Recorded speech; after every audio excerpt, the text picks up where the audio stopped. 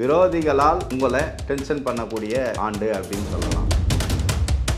Election வருது. இப்போ இந்த எலெக்ஷனில் வார்டு மெம்பர்ல இருந்து பிரதமர் வரைக்கும் வேலை செஞ்சு தான் ஆகணும், வேற வழி இல்லை. இவங்க அரசியல் சாயம் பூசப்பட்டிருக்கிறவங்களுக்கு இந்த ஆண்டு மிகவும் சோதனையான ஆண்டு. வெற்றி பெறத்துக்கும் 6ஆம் வீட்டு தசையோ 8ஆம் வீட்டு தசையோ 12ஆம் வீட்டு தசையோ நடந்துச்சுன்னா உங்களுடைய முயற்சியில் தோல்வி அப்படின்னு நீங்கள் முடிவு பண்ணீங்க.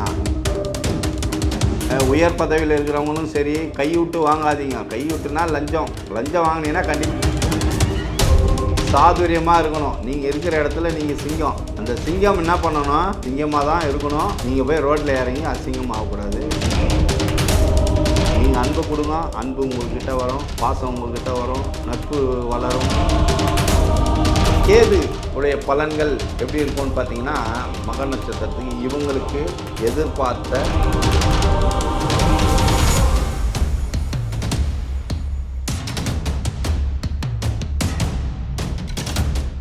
2024 குரோதி ஆண்டு சிம்ம ராசிக்கு இப்போ நம்ம பார்க்க போகிறோம். குரோதி அப்படின்னாலே நமக்கு வந்து சிம்ம ராசிக்கு விரோதிகள் அப்படின்னு நம்ம கணக்கு எடுத்துக்க வேண்டியதான். அதாவது விரோதிகளால் உங்களை டென்ஷன் பண்ணக்கூடிய ஆண்டு அப்படின்னு சொல்லலாம். விரோதி, எதிரி அப்படின்னு நீங்கள் எடுத்துக்கலாம். எப்படின்னு கேட்டிங்கன்னா, வேலை செய்கிற இடத்துல குடும்பம் சார்ந்த உறவினர்கள் இவங்களுக்கெல்லாம் வந்து மறைமுக எதிரி, அரசியல்வாதிகளுக்கு நேரடி எதிரி. அப்போது மேஷத்துக்கு நம்ம என்னென்ன நம்ம சொன்னோமோ அது அப்படியே சிம்மம். அப்போது செவ்வாயும் சூரியனும் ஒரு நாட்டை ஆளக்கூடிய கிரகங்கள். அப்போது அரசாங்கம், அரசியல் இது எல்லாமே சிம்மமும் கனெக்ட் ஆகும். அப்போது ஜனாதிபதி, மன்னர், ராஜா இது எல்லாமே சொல்கிற மாதிரி தான் இப்போ இருக்கக்கூடிய முதலமைச்சர், அமைச்சர்கள், மந்திரி, எம்எல்ஏ இவங்கெல்லாம் இந்த ஆண்டு இவங்கள உட்கார வைக்க முடியாத அளவுக்கு பரபரன்னு இருப்பாங்க. சுறுசுறுப்பாக இயங்க வேண்டிய சூழ்நிலை.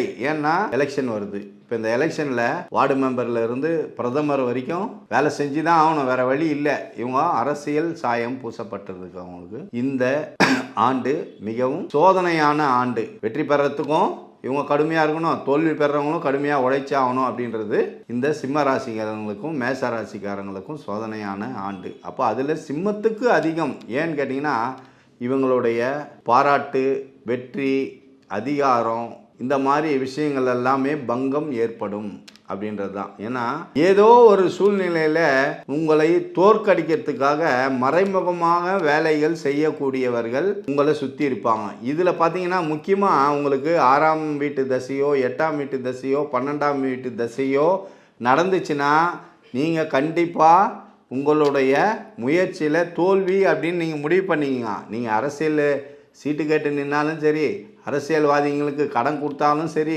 நீங்கள் அரசியல் சார்ந்து ஏதாவது ஒரு நம்பிக்கையை ஏற்படுத்தி அது சார்ந்த முயற்சி செஞ்சாலும் சரி, வேலை செய்கிற இடத்துல உங்களுக்கு ப்ரொமோஷன் கிடச்சின்னா வேலை பளு அதிகம் நினச்சிக்கோங்க.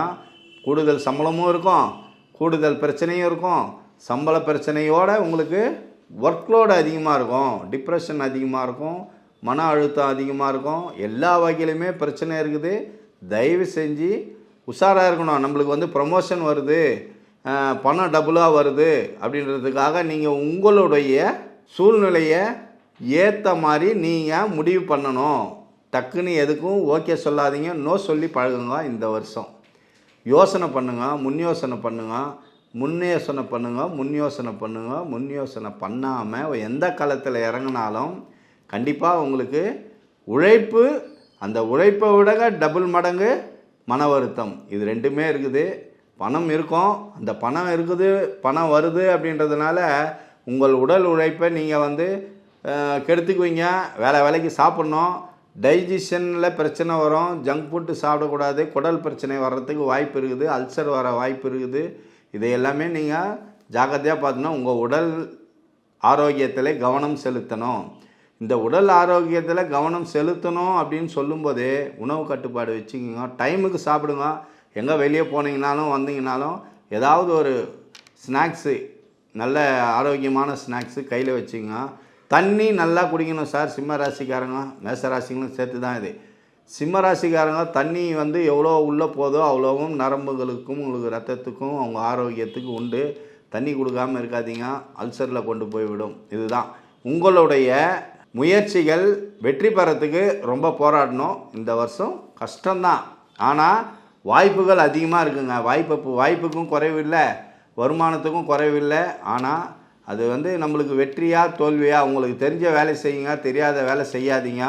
அதே மாதிரி அரசாங்கத்தில் உத்தியோகத்தில் இருக்கிற காவல்துறையும் சரி, உயர் பதவியில் இருக்கிறவங்களும் சரி, கைவிட்டு வாங்காதீங்க. கைவிட்டுனா லஞ்சம் வாங்கினீங்கன்னா கண்டிப்பாக சஸ்பெண்டு நிச்சயம். இதை மட்டும் ஞாபகம் வச்சுங்க.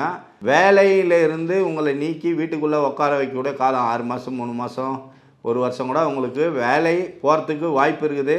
மேலதிகாரிகள் மேலே பெட்டிஷன் போடுறதோ, அடுத்த கட்சிக்காரங்க மேலே வீண் பழி சொல்கிறதோ, ஒருத்தரை நம்பி இன்னொருத்தர்கிட்ட போய் சண்டை போட்டு அட்ரா பார்த்துக்கலாம், மெட்ரா பார்த்துக்கலாம், போகலாம் பார்த்துக்கலான்னு செவ்வாய் உங்களுக்கு ஆணையிடும். அது மாதிரி பண்ணும்போது போட்டு போலீஸ் ஸ்டேஷன் வரைக்கும் போய் நிற்கக்கூடியது. எதிர் வீட்டுக்காரங்க பக்கத்து வீட்டுக்காரங்கட்டெலாம், எதிர் வீடு தான் 8ஆம் வீடு, பக்கத்து வீடு, இந்த மாதிரிலாம் சண்டை போட்டு சின்ன பிரச்சனை, வீட்டில் தண்ணி பிரச்சனை, வாசல் பெருக்கத்தில் பிரச்சனை, பெண்களுடைய சின்ன பிரச்சனை, பெரிய பிரச்சனை, குடும்பத்துக்கு பெரிய ரோட்டில் சண்டை போட்டு ரோட்டில் இருந்து போலீஸ் ஸ்டேஷன் வரைக்கும் போகக்கூடிய சூழ்நிலை வந்துடும். சிம்ம ராசிக்காரங்க தன்னுடைய வேகத்தையும் கோபத்தையும் கட்டுப்படுத்தணும். மேஷத்துக்கு என்னவோ அதே தான். இது 50%, அங்கே 90% பாதிப்பு, இங்கே 40% பாதிப்பு. சாதுரியமாக இருக்கணும். நீங்கள் இருக்கிற இடத்துல நீங்கள் சிங்கம். அந்த சிங்கம் என்ன பண்ணணும்? சிங்கமாக தான் இருக்கணும். நீங்கள் போய் ரோட்டில் இறங்கி அசிங்கம் ஆகக்கூடாது. உங்கள் கெத்து உங்கள்கிட்டயே வச்சிங்க. யார் பேச்சை கேட்டும் முழுக்க ஆலோசனை பண்ணாமல் கோதால இறங்காதீங்க. இதுதான் முக்கியம், வேறு எதுவுமே கிடையாது. தினமும் சூரிய நமஸ்காரம் பண்ணுங்க. நீங்கள் தான் சூரியன், நீங்கள் தான் சிங்கம், நீங்கள் தான் சிம்மம். அப்போது காலை சூரிய நமஸ்காரம் ரொம்ப முக்கியம். முடிஞ்சால் அடிக்கடி கடலோர பகுதியில் இருக்கிற பீச்சுக்கு போங்க. காலை சூரிய உதய டைமில் பீச்சுக்கு போங்க, கால் நனைச்சிட்டு வாங்க. இது ஒன்று நல்லது. இன்னொன்று உங்களுக்கு சொல்லக்கூடியது என்னென்னா, முக்கியமாக இந்த சிம்ம ராசிக்காரங்க என்ன பண்ணணும் அப்படின்னு கேட்டிங்கன்னா, இந்த முதியோர் இல்லத்துக்கு போய் மூத்த அனாதை, அதாவது பிள்ளைகளால் கைவிடப்பட்டவங்க, இந்த இவங்களுக்கு யாராவது இருந்தாங்கன்னா அவங்களுக்கு பிடிச்ச உணவு வாங்கி எடுத்துன்னு போய் கொடுத்துட்டு அவங்க கூட ஒரு 5 நிமிஷம் 10 நிமிஷம் பேசிட்டு வாங்க. இதுங்க நீங்கள் முதியோர் இல்லம் தான் போகணும் இல்லை, உங்கள் தெருவிலையோ நீங்கள் பார்க்குற இடத்துல ரொம்ப வயசானம்மா யாருன்னா இருப்பாங்க, ஆதரவு இல்லாமல், அவங்களுக்கு எதனா போய் ஒரு சாப்பாடு போட்டலாம் வாங்கி கொடுக்குறது பிரச்சனை இல்லை, எல்லோரும் வாங்கி கொடுக்கலாம். ஒரு 10 நிமிஷம் அவங்களுக்கு ஆதரவாக பேசுங்க. அவங்க வாயிலிருந்து வரக்கூடிய வார்த்தை, நீ நல்லா இருப்பப்பா, நீ சந்தோஷமாக இருப்பா, அவங்க மனசார வாழ்த்துவாங்க பார்த்தீங்களா, அது உங்களுக்கு பரிகாரம். உட்காந்து 10 நிமிஷம் பேசுங்க, வாங்கி கொடுத்துட்டு தண்ணி பாட்டிலோடு கொடுங்க. சாப்பாடு மட்டும் வாங்கி கொடுக்காதீங்க. சாப்பாட்டோட ஒரு 10 ரூபாய்க்கு 5 ரூபா தண்ணி பாட்டில் வாங்கி கொடுங்க. ரொம்ப முக்கியம் இது. இதை மட்டும் பண்ணிங்கனாக்கா மிகவும் சிறப்பாக இருக்கும். ஒரு படி போனால் நீங்கள் என்ன பண்ணுறீங்கன்னா, உங்கள் உறவினர்கள் யாருன்னா உங்கள் வீட்டுக்கு வராங்க, அவங்க சாப்பிட்றாங்க அப்படின்னா, அவங்க சாப்பிட்டு போகிறோன்னா அவங்களுக்கு உபசரிங்க. பக்கத்தில் இருந்து வீட்டில் லேடிஸ் தானே உபயோகிக்கிறாங்க, நீங்கள் கண்டுக்காமல் இருக்காதீங்க. உறவினர்களுடைய சாப்பிட்ற தட்டை, அந்த எச்சத்தட்டை உங்கள் கையால் நீங்கள் கழுவுங்க. இதெல்லாம் பரிகாரம். தட்டை கழுவுனீங்கன்னா இதெல்லாமே தோசை நிவர்த்தி நல்லாயிருக்கும். ஏன்னா நம்ம சிம்மராசிக்காரங்க கெத்தாக இருப்பாங்க, யாருக்கும் வளைஞ்சு கொடுக்க மாட்டாங்க, இது எல்லாமே இருக்கும். ஸோ இந்த குணாதிசயங்களையும் இதையும் நீங்கள் சேர்த்துங்க. உங்களை எதுக்காக ஃப்ளெக்சிபிளாக சொல்கிறேன்னா, நீங்கள் போயிட்டு ஆதரவு இல்லாதவங்களை போய் சாப்பாடு கொடுங்க, தண்ணி கொடுங்கன்னு பேசுகிறேன்னா, உங்களுடைய கருணை அவங்களுக்கு போகணும். அவங்களுடைய பாசமான பேச்செல்லாம் எதிர்பார்க்கறது இது. ஏன்னா மக்கள், நீங்கள் ஒரு அரசியல்வாதினா 10 பேர் போகணும், 100 பேருக்கு சமாளிக்கணும், இது எல்லாமே இருக்குது. ஆனால் தனி ஒரு மனிதனுக்கு அன்பு, நீங்கள் அன்பு கொடுங்க, அன்பு உங்கள்கிட்ட வரும், பாசம் உங்கள்கிட்ட வரும், நட்பு வளரும். பரிகாரம் இதுதான். உங்களுக்கு சுபிட்சமான ஆண்டா இது மாறணும்னா உங்கள் கையில் இருக்குது. இதெல்லாம் நீங்கள் கடைப்பிடிங்க, சுமூகமாக நடக்கும். இந்த சிம்மராசியில் பார்த்தீங்கன்னா 3 நட்சத்திரம் இருக்குது, மகம், பூரம், உத்தரம். அப்போ இந்த மகம்ன்றது கேதுவுடைய நட்சத்திரம். அப்போ இந்த பூரன்றது சுக்கிரனுடைய நட்சத்திரம். உத்தரன்றது பார்த்தீங்கன்னா சூரியனுடைய நட்சத்திரம். அப்போது கேது, சுக்கிரன், சூரியன், இந்த 3 நட்சத்திர அதிபதிகளுடைய ஆதிக்கம் இந்த சூரியனுடைய வீட்டில் இருக்குதுன்னு அர்த்தம். அப்போது இந்த கேது உடைய பலன்கள் எப்படி இருக்கும்னு பார்த்தீங்கன்னா, மக நட்சத்திரத்துக்கு இவங்களுக்கு எதிர்பார்த்த பலன்கள், ஆதாயமான விஷயம் இந்த ஆண்டு நடக்காது. மனசை தேத்திக்கணும். அப்போது ஒரு அரசியல்வாதி மூலியமாவோ இல்லை ஏதோ ஒரு ஆதாயம் எதிர்பார்க்குறாங்க, ஏதோ ப்ரமோஷன் எதிர்பார்க்குறாங்க, வரலன்னா நம்மளுக்கு இந்த வருஷம் இல்லை அடுத்த வருஷம் நினச்சி பக்குவப்படுத்திக்கணும். அதே மாதிரி பூரம், இந்த சுக்கிரனுடைய ஆதிக்கம். இந்த சுக்கிரன் இது பார்த்திங்கன்னா, அதாவது புதுசாக ஒரு முயற்சி, ஒரு பெரிய அளவில் ஒரு எதிர்பார்ப்பு, ஒரு அந்த எதிர்பார்ப்பு மூலியமாக ஒரு முயற்சி இதெல்லாம் பண்ணிவிட்டு மன வருத்தப்படக்கூடாது அப்படின்றது நடக்க வேண்டிய விஷயங்கள் உங்களுக்கு ஓரளவுக்கு ஆதாயம், மகத்துக்கு பாதிப்பாகிற மாதிரி பூரத்துக்கு இருக்காது அப்படின்றது சொல்லலாம். இந்த உத்திரம் அப்படின்றது பார்த்திங்கன்னா இந்த சூரியனுடைய ஆதிக்கம் உங்களுடைய ராசியை தான் சிம்மத்தில் இருக்கிறது.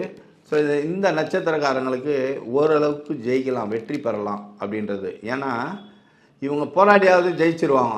இதில் கேது போராடாது, வந்தால் ஓகே வரலனாலும் ஓகே அப்படின்ற மாதிரி ஃப்ளெக்சிபிளாக இருந்துடும். இந்த சுக்கிரன் ஏமாற்றமாகும். இப்போ இந்த சூரியன் போராடி ஜெயிச்சிருவாங்க, அதனால் வெற்றி நிச்சயம்.